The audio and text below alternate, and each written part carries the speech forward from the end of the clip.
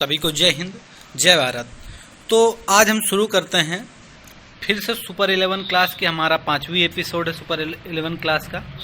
और डेली हम लोग, जैसे कि आपको पता है कि 11 क्वेश्चन सभी के कराते हैं। इसमें हिस्ट्री होती है, जियोग्राफी होती है, पॉलिटी होती है और आपकी इकोनॉमी होती है, और इसमें अदरवाइज जो क्वेश्चन होते हैं जीके के वो भी होते हैं। तो ज़्यादा लेट ना करते हुए हम लोग शुरू करते हैं। हम लोगों को पहला क्वेश्चन आता है। तो पहला क्वेश्चन आ जाता है आपके सामने, होता है ओजोन परत संरक्षण दिवस कब मनाया जाता है। क्या होता है ओजोन परत संरक्षण दिवस कब मनाया जाता है? तो आपके सामने ऑप्शन है, एक 16 अगस्त, दूसरा है 16 सितंबर, तीसरा है 18 अगस्त और चौथा है 18 सितंबर। तो चार ऑप्शन आपके सामने हो जाते हैं, 16 अगस्त, 16 सितंबर, 18 अगस्त, 18 सितंबर। आपका ऑप्शन नंबर सही है बी, 16 अगस्त को ओजोन परत संरक्षण दिवस मनाया जाता है। अब आगे हम नेक्स्ट क्वेश्चन की तरफ बढ़ेंगे। हमारा दूसरा क्वेश्चन आ जाता है, आराम बाग का निर्माण किसने कराया था? दूसरा क्वेश्चन आ जाता है कि आराम बाग का निर्माण किसने करवाया था?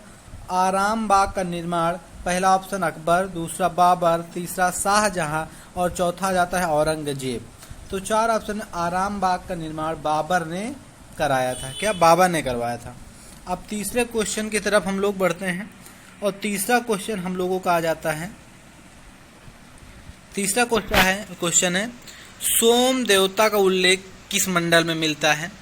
तो पहले तो सोम देवता का किस वेद में मिलता है ये पता होना चाहिए। ये ऋग्वेद है और इसमें सोम देवता का उल्लेख मिलता है। ऋग्वेद के 9वें मंडल, क्या 9वें मंडल में मिलता है? तो कौन सा ऑप्शन आपका सही हो गया? आपका ऑप्शन नंबर सही हो गया फोर्थ ऑप्शन आपका नंबर। ऋग्वेद के 9वें मंडल में सोमदेव देवता का उल्लेख मिलता है। अगर ऋग्वेद की बात करेंगे तो ऋग्वेद में 9वें मंडल में, लेकिन ऋग्वेद में शाखाएं कितनी होती हैं इससे क्वेश्चन बन जाता है प्लस। तो ऋग्वेद में 5 शाखाएं होती हैं। कितनी? ऋग्वेद में 5 शाखाएं होती हैं। एक क्वेश्चन और बनता है यहाँ से ऋग्वेद से कि ऋग्वेद में कितने नदियों का जिक्र मिलता है। क्या ऋग्वेद में कितने नदियों का जिक्र मिलता है? ऋग्वेद में 21 नदियों का जिक्र मिलता है। ये क्वेश्चन बन जाता है। एक क्वेश्चन यहाँ से और बनता है कि गायत्री मंत्र का उल्लेख किस वेद में मिलता है? तो गायत्री मंत्र का उल्लेख हमारे ऋग्वेद में मिलता है। तो कितने क्वेश्चन हो गए यहाँ ऋग्वेद से? ऋग्वेद से 3 से 4 क्वेश्चन बनते हैं। पहला तो सोम देवता का उल्लेख किस वेद में? ऋग्वेद में। ऋग्वेद के किस मंडल पे? 9वें मंडल पे। दूसरा बात है कितनी शाखाएं ऋग्वेद की? तो 5 शाखाएं। कितने नदियों का उल्लेख है? 21 नदियों का उल्लेख है। गायत्री मंत्र का उल्लेख किस वेद में मिलता है? तो ऋग्वेद में। और ऋग्वेद में जो गायत्री मंत्र है किसको समर्पित ये ऋग्वेद का जो गायत्री मंत्र किया गया है? तो ये सावित्री जी को समर्पित है। क्या? सावित्री माता को समर्पित है ऋग्वेद का ये मंत्र। तो गायत्री मंत्र किसको? सावित्री माता को समर्पित है। तो चौथा क्वेश्चन हम लोगों का बन जाता है आगे। चौथा क्वेश्चन बन जाता है गुप्त काल में जारी दीनार, क्या जारी दीनार किस प्रकार की मुद्रा को कहा जाता है? मतलब वहां पे एक मुद्रा जारी की गई थी, उसका नाम था दीनार। वो किस प्रकार की मुद्रा थी? ऑप्शन आपके सामने सोना, चांदी, तांबा और सीसा। 4 प्रकार की मुद्रा है। सोना, चांदी, तांबा और सीसा, ये 4 प्रकार की मुद्रा में दीनार किसको कहा जाता है? तो सोने को दीनार कहा जाता है। अगर बात करेंगे चांदी को रुपया कहा जाता है। क्या? चांदी को रुपया कहा जाता है। और अगर गुप्तकाल की बात आ जाती है तो गुप्तकाल में सबसे पहले हमें ये पता तो होना चाहिए गुप्तकाल संस्थापक कौन है। तो गुप्तकाल के संस्थापक हमारे हो जाते हैं श्री गुप्त। कौन है? श्री गुप्त गुप्त काल के संस्थापक हो जाते हैं। गुप्त काल से एक क्वेश्चन और बन जाता है हमारा। गुप्त काल से सबसे अच्छा क्वेश्चन बन जाता है कि इसका सबसे प्रमुख व्यापारिक केंद्र कहाँ पर था? गुप्त काल का सबसे प्रमुख व्यापारिक केंद्र था हमारा उज्जैन। क्या था? उज्जैन गुप्त काल का सबसे प्रमुख व्यापारिक केंद्र था। अब आगे बढ़ते हैं हम। नेक्स्ट क्वेश्चन, 5वां क्वेश्चन हमारा बनता है। 5वां क्वेश्चन आपके सामने फिर से आ जाता है, संघ की राजभाषा हिंदी एवं लिपि देवनागरी होगी। ये क्वेश्चन पढ़ना, संघ की राजभाषा हिंदी एवं देवनागरी होगी या किस अनुच्छेद में वर्णित है? तो आपका बता दें, अनुच्छेद की बात बता दें तो दो ऑप्शन 323, 343, 434 और 333, ये आपका ऑप्शन नंबर सही है बी 343 अनुच्छेद में। क्या 343वें अनुच्छेद में ये की कहा गया है कि हिंदी एवं लिपि देवनागरी होगी एवं राजभाषा हिंदी होगी। और भाग कौन सा है, तो भाग आपका हो जाता है 17वें भाग के 343वें आर्टिकल में यही बताया गया है। अगर बात कर लेते हैं हम प्रथम राजभाषा आयोग गठन, अगर राजभाषा की बात हो गई है तो इसमें यह भी चर्चा होनी चाहिए कि राजभाषा आयोग का गठन कब हुआ था। तो राजभाषा आयोग का गठन 1955 में हुआ था। क्या राजभाषा आयोग बना था वो 1955 में गठित किया गया था कि राजभाषा आयोग मतलब कितनी राजभाषाएं होंगी, कौन कौन सी भाषा इसमें ली जाएगी, कौन कौन सी भाषा की, ये सब वर्णन था। तो 1955 अगर 1955 की बात करें राजभाषा आयोग के अध्यक्ष, तो राजभाषा आयोग के अध्यक्ष थे बी.जी. खरे। कौन थे, राजभाषा आयोग के अध्यक्ष बी.जी. खरे थे। और इसी पे राजभाषा में एक चीज और बन जाता था, किस अनुसूची में राजभाषा बताई गई है, तो 8वीं अनुसूची में बताई गई हैं। और 8वीं अनुसूची में कितनी राजभाषाएं हैं, तो 8वीं अनुसूची में कुल 22 राजभाषाएं का वर्णन दिया गया है। राजभाषा नहीं, कुल 22 भाषाओं का वर्णन दिया गया है। अब अगला क्वेश्चन मेरा 84वां संविधान संशोधन कब हुआ। ये क्वेश्चन इंपॉर्टेंट बन जाता है, इस क्वेश्चन से कई रिलेटेड क्वेश्चन भी बन जाते हैं। तो 84वां संविधान संशोधन मेरा देखो 2003, 2002, 1993, 2006। तो पहले तो इसके सभी ऑप्शन गलत हैं। 84वां संविधान संशोधन 2001 में हुआ था, इसमें थोड़ा सा एरर हो गया है। 2001 में 84वां संविधान संशोधन हुआ था।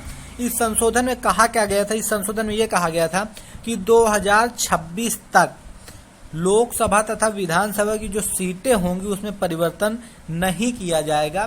कब, 2026 तक लोकसभा एवं संविधान सभा की सीटों में परिवर्तन नहीं किया जाएगा।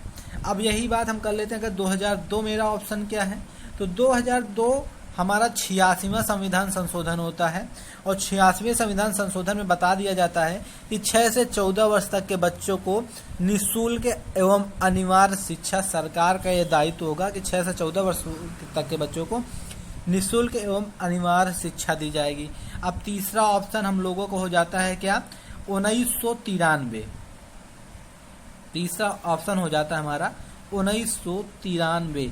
1993 जो हो जाता है, इसमें यह कौन सा संविधान संशोधन था, तो 74वां संविधान संशोधन था। और इसमें क्या जोड़ा गया, तो 12वीं अनुसूची जोड़ी गई। क्या, 74वां संविधान संशोधन 12वीं अनुसूची और नगर निकाय, क्या नगर निकाय से संबंधित प्रावधान जोड़े गए। 74वां संविधान संशोधन 12वीं अनुसूची और नगर निकाय से संबंधित प्रावधान जोड़े गए। एक ऑप्शन आपका बचता है 2003। तो 2003 में तुम्हारा 92वां संविधान संशोधन था और इसमें 4 भाषाएं जोड़ी गई थी। वो किसमें 4 भाषाएं जोड़ी गई थी 92वें संविधान संशोधन पे, तो 4 भाषाएं इसमें जोड़ी गई थी तुम्हारी BDMS करके, इसे याद कर लें, बोडो, डोंगरी, मैथिली, संथाली। क्या, बोडो, डोंगरी, मैथिली, संथाली, ये 8वीं अनुसूची में 4 भाषाएं जोड़ी गई थी। तो ये ऑप्शन आपका हो जाता है 84वां संविधान संशोधन कब हुआ, तो 2001 होता है। सभी का ये चारों इस पे ऑप्शन डिटेल्स भी बताएं। और एक क्वेश्चन ये इंपॉर्टेंट बन जाता है, क्वेश्चन आता भी बहुत ज्यादा है, शून्य काल कब से कब तक रहता है। तो ऑप्शन 1 से 2, 11 से 12, 12 से 1, 10 से 11। शून्य काल के बारे में पता होना चाहिए। तो शून्य काल हमेशा रहता है प्रश्न काल के बाद में। एक बार ये भी आ जाता है, क्वेश्चन ऐसे बन सकते हैं कि शून्य काल प्रश्न काल के बाद में आता है, या प्रश्न काल के बाद में कौन सा काल आता है, तो शून्य काल, या शून्य काल के पहले कौन सा काल आता है, तो प्रश्न काल। और ऑप्शन नंबर आपका सही है, 12 से 1 बजे तक सामान्यतः शून्य काल रहता है, लेकिन वर्तमान समय में 1 से 2 बजे, यही इसीलिए क्वेश्चन लाए हैं।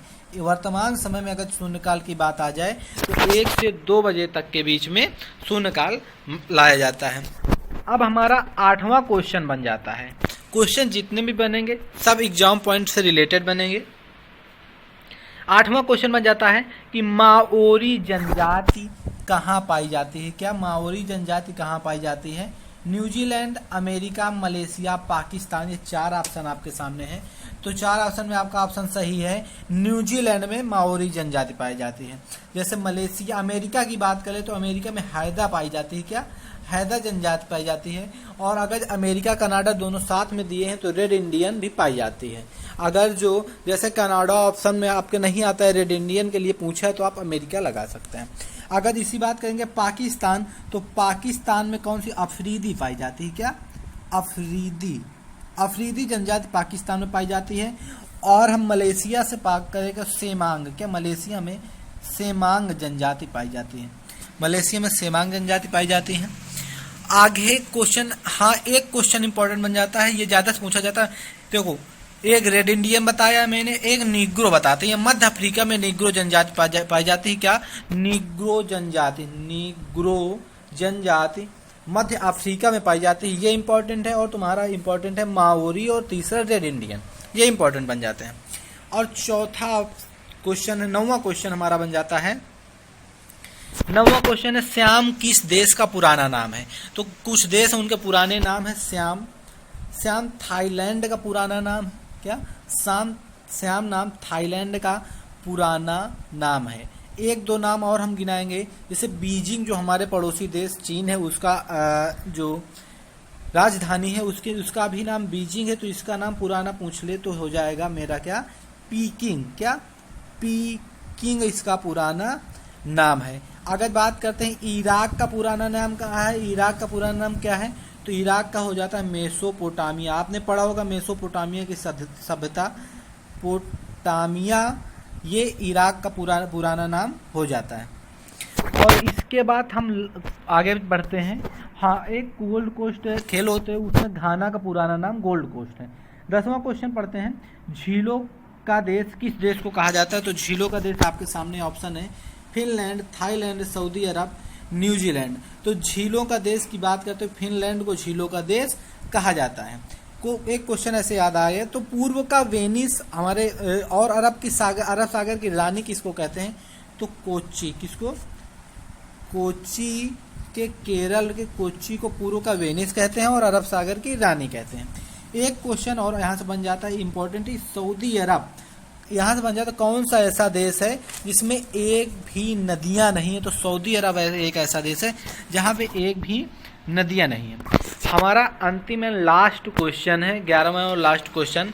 देश का प्रथम औद्योगिक नीति की घोषणा कब हुई? देश की प्रथम औद्योगिक नीति की घोषणा कब हुई?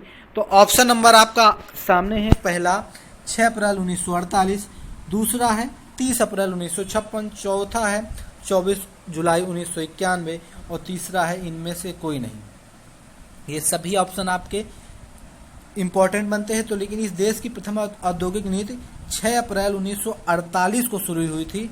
ये किसने शुरू की थी? तो ये जो अपने देश के केंद्रीय उद्योग मंत्री, प्रथम उद्योग मंत्री थे, डॉक्टर श्यामा प्रसाद मुखर्जी का। वर्तमान उस टाइम के 1948 के श्यामा प्रसाद मुखर्जी जी थे। ये उद्योग मंत्री थे, इन्होंने प्रथम औद्योगिक नीति की घोषणा की थी। इसके बाद दूसरा ऑप्शन हम लोगों के सामने आ जाता है 30 अप्रैल 1956। 30 अप्रैल 1956 को क्या होता है? 30 अप्रैल 1956 को दूसरी औद्योगिक नीति चालू हो जाती है। क्या? दूसरी औद्योगिक नीति चालू हो जाती है। और तीसरी की बात करेंगे तो तीसरी औद्योगिक नीति हमारा 24 जुलाई 1991 को हो जाती है। इसको हम नई औद्योगिक नीति के नाम से जानते हैं, नई औद्योगिक नीति के नाम से जानते हैं। तो हमारा ये आज का सेशन इसमें ख़त्म हुआ है। अगर क्वेश्चन आपको सही लगे हो, क्वेश्चन का लेवल अच्छा लगा हो, वीडियो भी अच्छा लगा हो, जो भी इसमें डिटेल्स दी गई वो आपको अगर पसंद आई हो, तो वीडियो को ज़्यादा से ज़्यादा शेयर करें, वीडियो को लाइक करें एवं कमेंट जरूर करें कि ताकि हम मोटिवेट हों और अच्छा से अच्छा आपको कंटेंट देने की कोशिश करें। थैंक यू, धन्यवाद, जय हिंद, जय भारत।